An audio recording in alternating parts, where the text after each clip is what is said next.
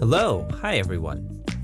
Welcome back to Woo Can Cook. My name is Wesley, and this is a show where we are slowly cooking our way through all of the food from my childhood. Today we're diving back into our series dedicated to foods from TV and film with a shot at a Japanese rice ball or onigiri inspired by this now famous scene from Pokemon. Huh? Have a donut. That always cheers me up.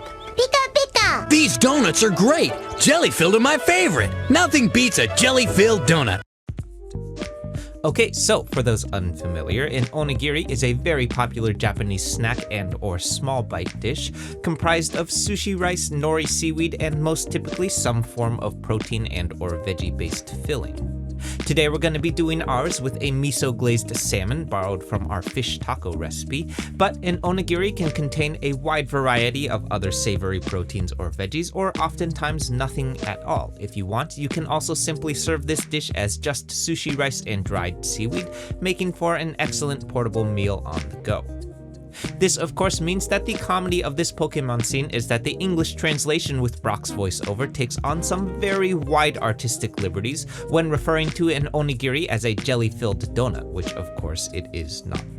So, we're going to take a look at all of this in a moment, as well as a bonus attempt at this crispy fried onigiri that has been floating around on the internet for a while, and more importantly, a closer look at some fundamental reasons why onigiri is not meant to be fried, even if it is extremely tasty. Okay, so let's get into it. I feel it coming. I feel it coming, babe. I feel it coming. I feel it coming, babe. I feel it coming. I feel it coming, babe. Okay, so kicking things off here first, we're starting off with our sushi rice, which is gonna start out with rice, about 2 cups worth. We're giving it a rinse in a strainer until the water starts to run clear. This is to remove any residual starch that might cause our rice to clump up later on. Then I'm adding our rice back to the rice pot and filling it with water up to the first knuckle on my pointer finger.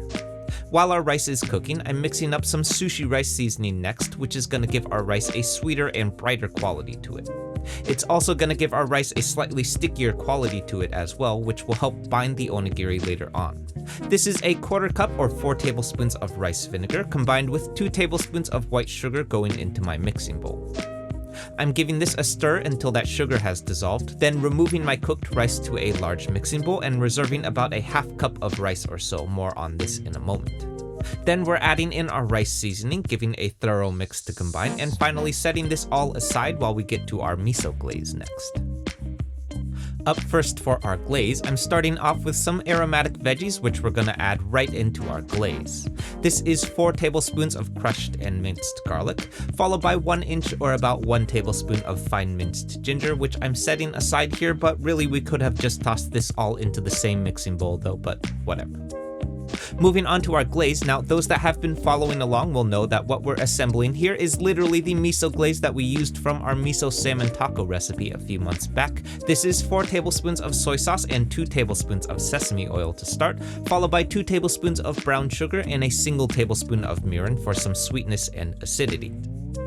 Then, as promised, here's our 2 tablespoons of miso paste going in, which I'm whisking up with a fork until fully dissolved, then adding in my ginger and garlic aromatics, and we're moving on to our nori next. Okay, so for those unfamiliar, dried nori seaweed like this is most commonly used for rolling sushi, hence why it comes in large squares like so. Since we're not rolling sushi today though, all we really need are some rectangles large enough to wrap around the sides of our onigiri, so I'm cutting these up into size, then moving on to my salmon next. Now, for those looking for shortcuts, I have seen a good number of recipes doing an onigiri with some canned shredded salmon, which is a shortcut that I absolutely endorse because onigiri is absolutely meant to be a quick and easy meal to throw together. For our version today though, we're going to be using these skin-on salmon fillets for a juicier and fattier piece of fish. The skin side of our salmon here contains a nice layer of fat, which should be a wonderful addition to our onigiri. More importantly though, we can also use this skin side as a nice protective layer in our wok when we go to do our sear coming up, which is going to be really useful in making sure that we don't overcook our salmon fillets too. Over on the stove, I have my wok heating up as hot as possible. Then I'm adding 4 tablespoons of peanut oil and, as always, long yao for that nice non-stick surface. Then next, here's my salmon fillets going in skin side to— oh my god! Whoops.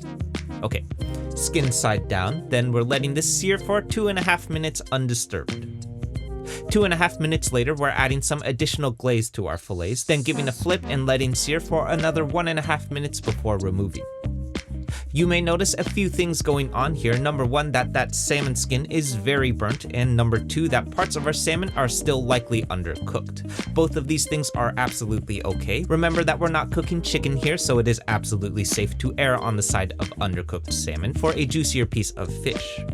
Then as for our skins, we're gonna go ahead and remove this bit, revealing this nice tender piece of salmon underneath.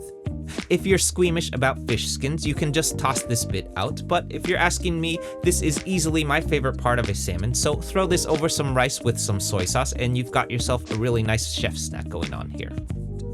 But anyway, we're tossing our fillets into a large mixing bowl, then using some forks, or a fork and spoon for some reason, to shred up our salmon until we have some nice flaky bits forming. I'm seasoning this all with a few more tablespoons of our miso glaze, then adding this all to our awaiting sushi rice. Finally, I'm giving this all one more toss to combine, and then adding back that half cup of reserved rice as needed, depending on how well distributed your salmon is looking. You remembered to hold back some of that rice, right?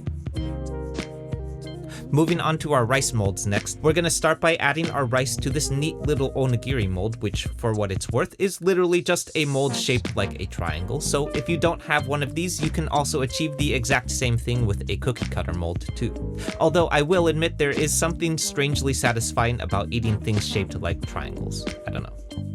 Next up, over on the stove, I have my wok heating up over medium heat this time. Then I'm adding another 4 tablespoons of peanut oil and doing 1 more long yao so that we may take our best shot at making these crispy fried onigiri next, which is essentially to say we're gonna sear them about 2.5 minutes on either side until a crispy golden brown top layer begins to form like so.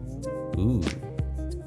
Back over on the cutting board, for our traditional onigiri, we're simply taking our nori strips, then wrapping them around the bottom of our rice triangles, seasoning with a bit of furikake around the sides, and these are ready to eat.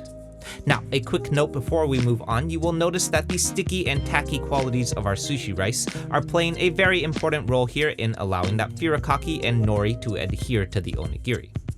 This is important because for our fried versions, this is not going to work quite as smoothly since the rice is not tacky anymore. But as always, I'm doing my very best to wrap these in nori as well, and we're ready to eat. Okay, so right off the bat, I'll be the first to acknowledge that there are neither any jelly nor donuts in these Pokemon Jelly Donuts today because why? But that said though, this might be some of the best onigiri that I've had in quite some time. The miso glaze to our salmon is the perfect complement to our sushi rice that adds a wonderful depth of flavor and umami that brings the whole dish to life. Also, as you can imagine, it would be fairly simple to swap this out too if you don't happen to have salmon on hand. I can see how a shredded crab, chicken, or pickled daikon would all make wonderful swaps here. As for our crispy fried version, I gotta tell you that these were so good. The crunchy and crisp texture to that outer layer of rice is just the perfect addition to that tender salmon folded into the center. But that said though, I will also acknowledge that we definitely sacrificed a lot of structural integrity to our onigiri for the sake of that crispy exterior.